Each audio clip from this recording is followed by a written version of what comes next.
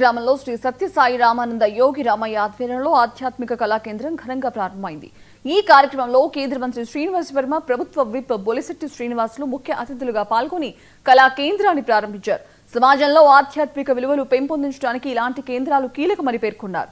ఆధ్యాత్మిక కళా కేంద్రాన్ని ఏర్పాటు చేసిన బంగారరాజును కేంద్ర సహాయ మంత్రి శ్రీనివాస్ వర్మ అభినందించారు. భగవంతుడు మనకి ఇచ్చిన దానిలో సమాజం కోసం ఏదో కొంత సేవ చేయాలనేటువంటి ఆలోచన. మన దగ్గర ఉన్నదంతా మనది కాదు, మన చుట్టుపక్కల పరిసరాల కోసం, ప్రజల కోసం, ప్రాంతాల అభివృద్ధి కోసం ఖర్చు చేయాలనేటువంటి ఆలోచనకు చక్కటి ఉదాహరణ అలంపురం గ్రామం.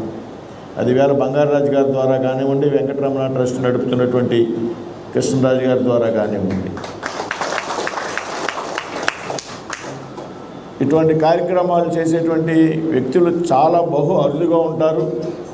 ఈ విధంగా కలిసికట్టుగా పనిచేయడం కూడా చాలా తక్కువగా ఉంటుంది. ఎందుకంటే ప్రతి దానిలో రాజకీయాలు, సేవ చేయాలన్నా కూడా రాజకీయాలు వచ్చేటువంటి పరిస్థితి ఉన్నప్పటికీ మీ గ్రామం ఒక ఆదర్శ గ్రామం అనేటువంటి విషయంలో కలిసి పనిచేయడం మంచి కార్యక్రమం అనేదానికి మీ గ్రామం చక్కటి ఉదాహరణగా నేను భావిస్తూ ఉన్నా.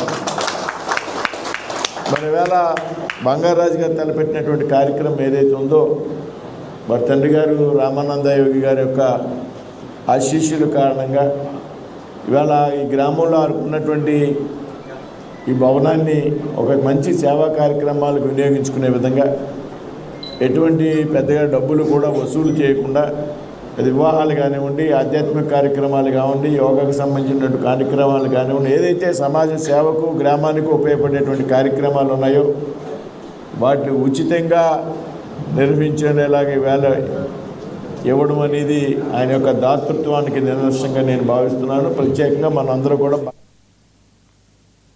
అల్లూరి సీతారామ